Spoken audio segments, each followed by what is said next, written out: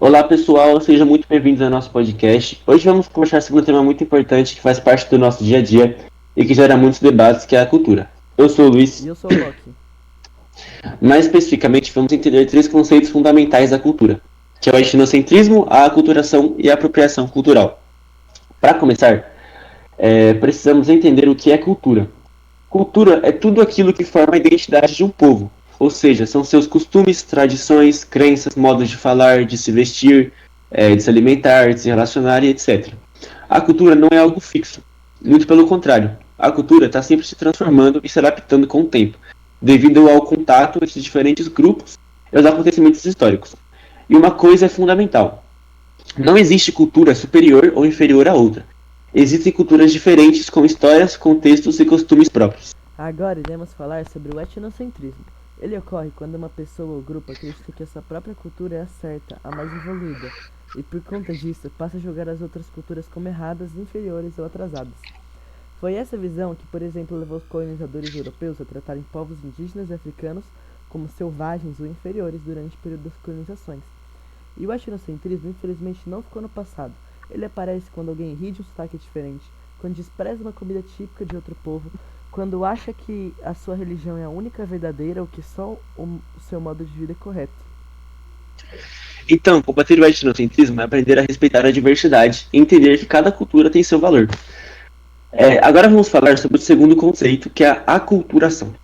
Ela ocorre quando duas ou mais culturas se encontram e acabam trocando elementos entre si. Essas trocas podem acontecer de forma natural, quando a convivência e respeito mútuo, que é o que a gente vê, por exemplo, na culinária brasileira, que mistura influências indígenas, africanas e europeias. Mas também pode acontecer de forma forçada, como aconteceu durante as colonizações, quando povos foram obrigados a abandonar suas línguas, religiões e tradições para seguir os costumes dos colonizadores. Ainda assim, muitos povos existiram.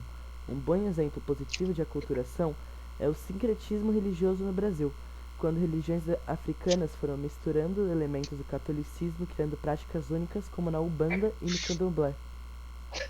A aculturação faz parte da história da humanidade e, quando ocorre de forma respeitosa, enriquece a cultura, cria novas expressões e conecta povos. E agora chegamos a um tema que gera bastante debate atualmente: a apropriação cultural. Ela acontece quando elementos de uma cultura, principalmente de povos que foram historicamente marginalizados e oprimidos, são usados por pessoas de fora daquele grupo de forma descontextualizada, sem entender significado, sem respeito e muitas vezes até para obter lucro. Isso acontece, por exemplo, quando alguém usa um cocar indígena como fantasia, sem entender que aquilo é um objeto sagrado para aquele povo, ou quando usam turbantes e roupas de religiões afro apenas por achar bonito, sem conhecer o contexto espiritual. Exato, e isso não seria um problema se essas culturas fossem valorizadas, respeitadas e tivessem espaço na sociedade. O problema é que muitas vezes os mesmos símbolos que são usados como moda são também motivo de preconceito contra quem realmente pertence àquela cultura. Por isso que é importante diferenciar o que é valorização cultural e o que é apropriação. Valorizar é quando você aprende, respeita, dá crédito, apoia e reconhece os significados. Apropriar é quando você retira do contexto, desvaloriza ou transforma em mercadoria. Então, pessoal, nosso papo de hoje mostrou que entender conceitos como etnocentrismo, aculturação e apropriação cultural é essencial para viver em uma sociedade de forma mais consciente e respeitosa. Sim, exatamente. Quando a gente entende esses conceitos, começamos a perceber como a cultura é viva, dinâmica e ao mesmo tempo sensível.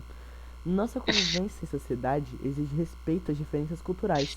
Isso significa combater o etnocentrismo, saber reconhecer as trocas culturais que enriquecem nossa história e também ficar atento para não transformar elementos sagrados ou de resistência de outros povos em produtos, fantasias ou tendências passageiras.